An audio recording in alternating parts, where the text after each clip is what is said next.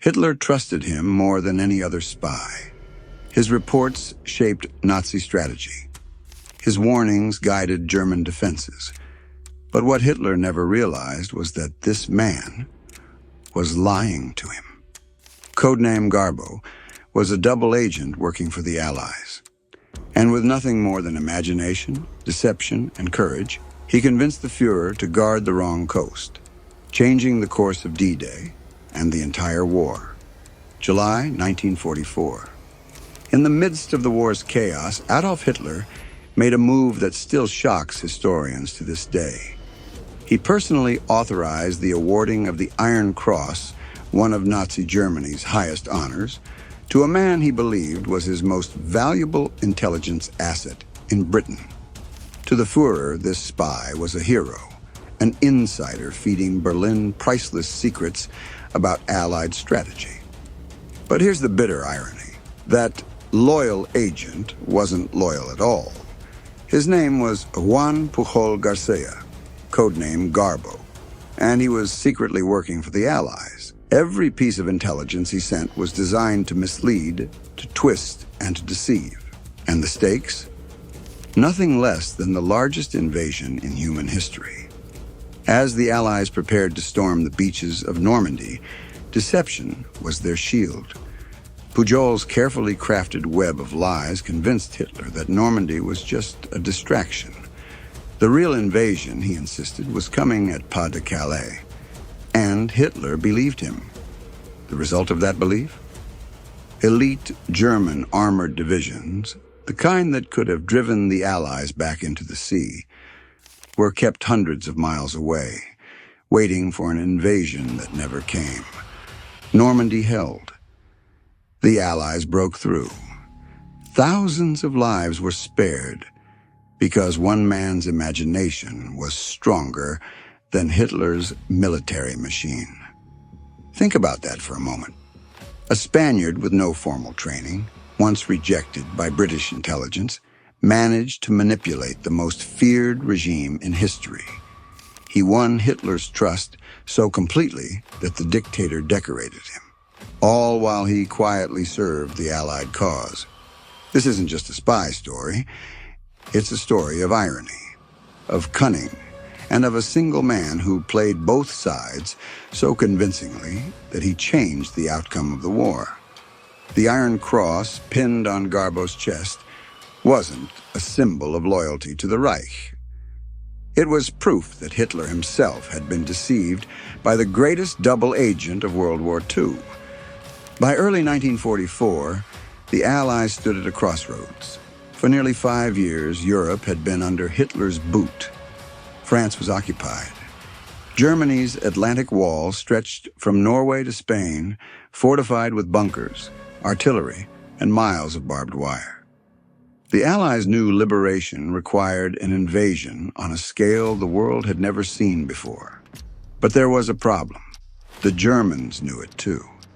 Everyone expected an Allied landing somewhere along the western coast of Europe. The question wasn't if, it was where. And that's where the stakes became terrifyingly high. If Hitler guessed right and concentrated his armies at the invasion site, the entire operation could collapse before it began. Tens of thousands of Allied soldiers could be slaughtered on the beaches. The war could drag on for years longer, and the dream of liberating Europe might never happen. So the Allies devised an audacious plan. Operation Bodyguard. Its goal was simple but critical. Convince Hitler that the real invasion would strike at Pas-de-Calais, the narrowest point of the English Channel, while the true landing force stormed Normandy. This deception would rely on everything: fake radio traffic, inflatable tanks, dummy camps, and carefully planted misinformation. But none of it would work without one essential piece: the human element. The Germans needed a trusted voice inside Britain, a spy whose reports confirmed what their eyes and ears were already suggesting. Enter Juan Pujol García, though at the time nobody could have predicted how vital he would become. Before Normandy, before the web of lies that saved the invasion, the entire future of Europe hinged on one thing: whether Hitler could be persuaded to look in the wrong direction. And when the moment came, it would be a man with no formal training in espionage, no background in intelligence, who delivered the decisive blow, not with bullets, but with words. Juan Pujol García wasn't born into espionage. He was no soldier, no politician, no seasoned spy. He was, in fact, an unlikely candidate for one of the most dangerous roles in the war.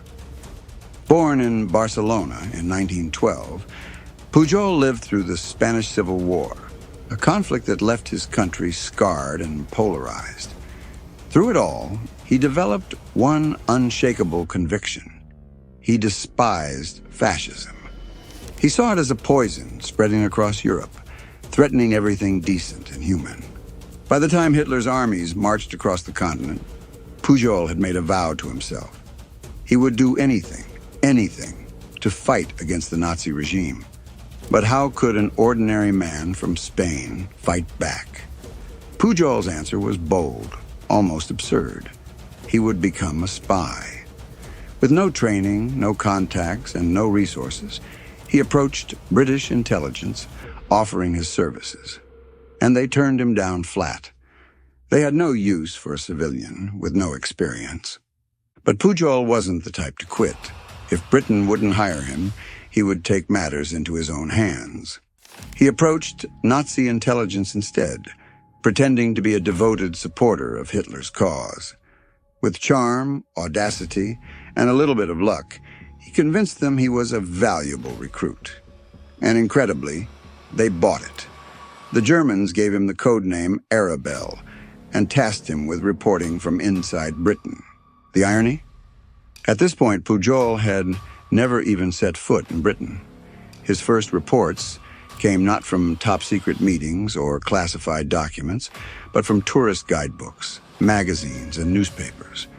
He invented elaborate stories describing troop movements, ration shortages, and even fabricated networks of fellow informants. His reports were so detailed, so convincing, that Berlin believed every word. This was the beginning of one of the greatest spy stories in history, because in fooling the Nazis, Pujol had also gotten the attention of the very intelligence service that had once dismissed him. By 1942, Pujol's game of smoke and mirrors was reaching new heights. From Lisbon, he continued to feed German intelligence with his fabricated reports, dispatches that were supposed to be coming from London, but were in fact stitched together from British magazines, radio broadcasts, and his own fertile imagination. To his handlers in the Abwehr, Nazi Germany's intelligence service, Agent Arabelle seemed like a godsend, a Spanish patriot embedded deep inside Britain's war machine. But British intelligence was beginning to take notice. They intercepted his transmissions and realized that whoever this supposed Nazi spy was, he wasn't real, or rather his sources weren't. His reports were a patchwork of public information spun into something resembling intelligence. Yet the Germans swallowed it whole. To MI5, this was remarkable. If the enemy trusted him this much, he could be turned into the perfect weapon. So the British recruited him.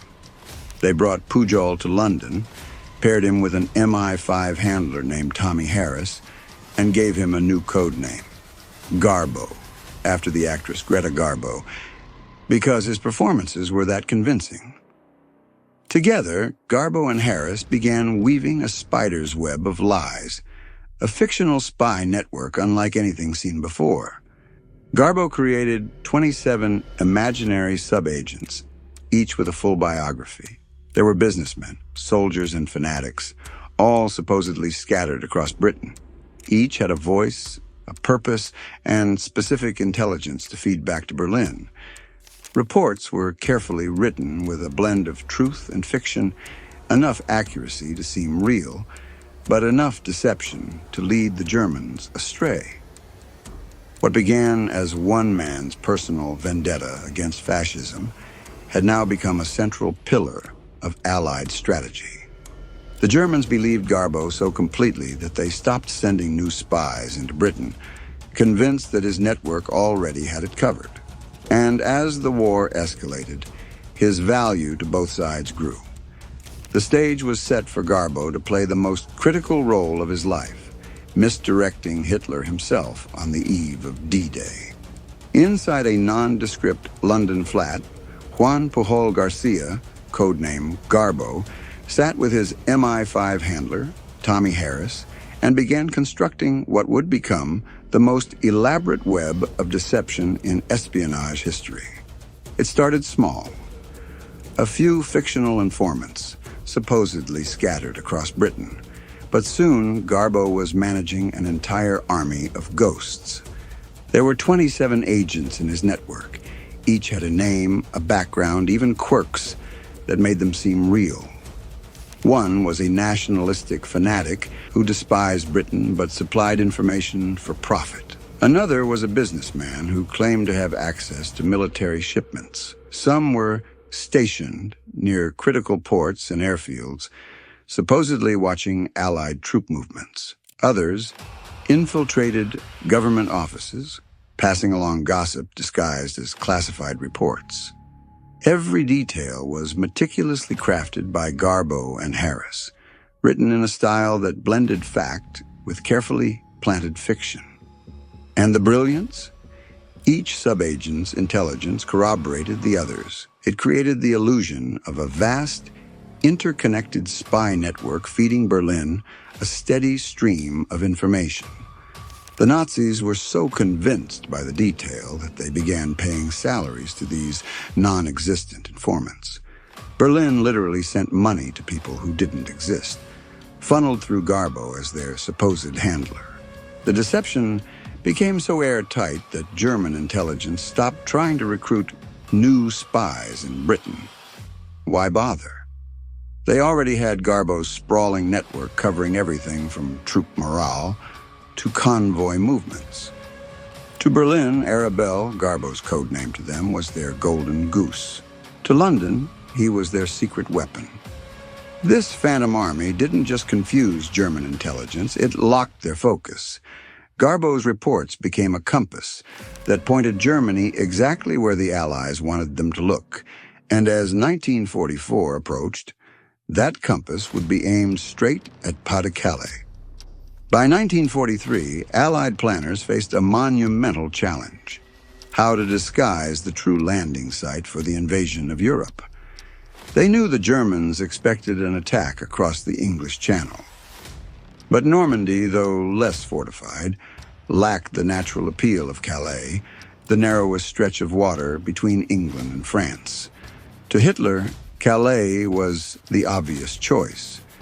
And that's precisely what the Allies wanted him to believe. Thus was born Operation Fortitude, a deception campaign so elaborate it blurred the line between theater and warfare. Entire armies were conjured from thin air. Inflatable tanks filled meadows in southeast England.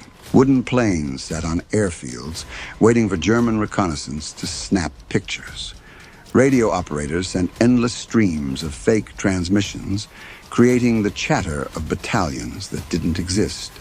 And to crown it all, the Allies placed General George S. Patton, their most aggressive, most feared commander, in charge of this ghost force. To Hitler, Patton was the man destined to lead the invasion, but illusions alone were not enough. They needed credibility.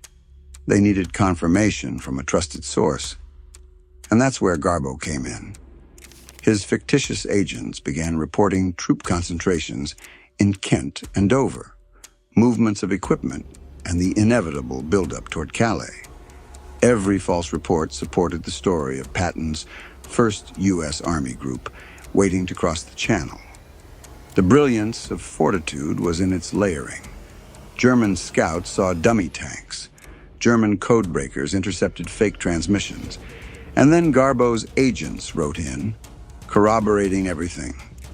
To Berlin, it didn't look like deception. It looked like reality. And by the spring of 1944, Hitler was convinced when the invasion came, it would land at Pas-de-Calais, June 6, 1944. At dawn, the greatest amphibious invasion in history began. Allied troops stormed the beaches of Normandy, fighting through machine gun fire, obstacles, and the teeth of Hitler's Atlantic Wall. For a brief moment, German commanders thought they had been proven right, that the long-awaited invasion had arrived. But what they didn't realize was that Garbo was about to deliver the most important performance of his life. As the chaos unfolded in Normandy, Garbo sent frantic messages to Berlin. He claimed he had warned of the attack, but that his superiors in London had dismissed his reports. His feigned frustration only boosted his credibility. The Germans, far from suspecting him, believed their star agent had once again delivered vital intelligence. Too bad it had been ignored. But Garbo didn't stop there. In the days after the landings, he doubled down. He told Berlin that the Normandy invasion was merely a diversion, a feint designed to draw German forces away from the real target, Pas-de-Calais. And Berlin believed him. They were so convinced, in fact, that they refused to redeploy their reserves. Entire armored divisions sat idle in northern France, waiting for Patton's Phantom Army to land, a landing that would never come. For 7 crucial weeks after D-Day, Hitler held back his forces. By the time the truth became clear that Normandy was the main invasion, the Allies had broken through the German lines, established a secure beachhead, and were advancing toward Paris. And all the while, Hitler praised Garbo as one of Germany's greatest intelligence assets. The irony was staggering. The man Hitler trusted most was the very man who had tricked him into leaving Europe's door unguarded. In the weeks after June 6th, the fate of Europe teetered on a knife's edge. The Allied foothold in Normandy was fragile. German counterattacks could have driven them back into the sea. Panzer divisions, the armored fist of Hitler's army, were positioned just miles away. But they never came. Why? Because Hitler was waiting for an invasion that would never happen. Garbo's reports were the reason. He assured Berlin that Normandy was a sideshow, a diversion meant to lure them into committing too early. The real invasion, he insisted, would strike at Pas-de-Calais, led by none other than General Patton. Every shred of evidence pointed that way: dummy camps, fake transmissions, and Garbo's steady stream of false intelligence. And Hitler bought it. He kept his most powerful divisions in reserve, convinced that Normandy was bait. Even as reports trickled in from the front, even as his commanders begged him to release reinforcements, Hitler refused. For 7 critical weeks, thousands of German troops remained pinned at Calais, waiting for Patton's Phantom Army. The result was devastating for Germany. As Allied forces expanded their beachhead and captured key ports, the chance to crush the invasion slipped away. Historians agree, had those panzer divisions been unleashed in the first days, the beaches might have turned into a bloodbath too costly for the Allies to sustain. Instead, Hitler's belief in Garbo sealed his own defeat. And here's the ultimate irony. In July 1944, Hitler awarded Garbo the Iron Cross for his service to the Reich. The Führer had no idea that the man he decorated was, in truth, the very agent who had betrayed him, the double agent who had helped engineer the greatest deception of the war. When Eisenhower reflected on the Normandy campaign, he called the deception efforts enormous dividends. That was no understatement. D-Day was one of the riskiest operations in history. The Germans had the advantage of fortifications, shorter supply lines, and a fanatical determination to repel the invaders. Without deception, The odds were grim. But deception bought the Allies time. Time to dig in. Time to bring in reinforcements, supplies, and armor across the Channel. Time to push inland. Garbo's lies kept German divisions frozen at Calais, unable to strike the vulnerable Allied beachhead. His messages convinced Berlin that Normandy was a feint for over a month, long enough for the Allies to secure their position and begin the breakout into France. The numbers tell the story. Tens of thousands of Allied soldiers survived because those German units never came. Towns across Normandy, Corentin, Caen, Saint-Lô, became battlegrounds the Allies could win because the storm of steel that could have destroyed them never arrived. By August 1944, Paris was liberated. The road to Germany lay open, and all of it had been made possible, in part, by a man whose only weapon was imagination. Garbo never fired a shot. He never stormed a beach or flew a mission. Yet his fingerprints were all over the greatest military victory of the 20th century. He turned lies into shields, fictions into fortresses, and deception into a decisive weapon of war. When the guns finally fell silent in 1945, Garbo's mission wasn't over. His cover had to be protected. MI5 feared that Nazi survivors might seek revenge, so they staged his death. Officially, Juan Pujol García died of malaria in Africa. In reality, he slipped quietly into a new life in Venezuela, where he lived in obscurity for decades. The world forgot him. But history did not. In time, his story resurfaced. Declassified documents revealed the scale of his deception, and his name began appearing in books about the war's great intelligence triumphs. His legacy was cemented. The man who fooled Hitler, the double agent who saved D-Day. Garbo had the rare distinction of being decorated by both sides. Hitler gave him the Iron Cross. King George VI of Britain awarded him the Order of the British Empire. Few men in history have worn honors from both enemies, and fewer still earned them through lies rather than bullets. Today, Juan Pujol García is remembered as one of the greatest spies of all time.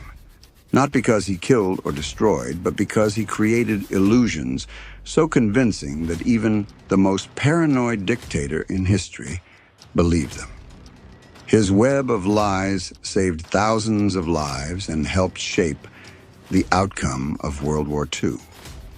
In the end, Garbo's greatest victory was this.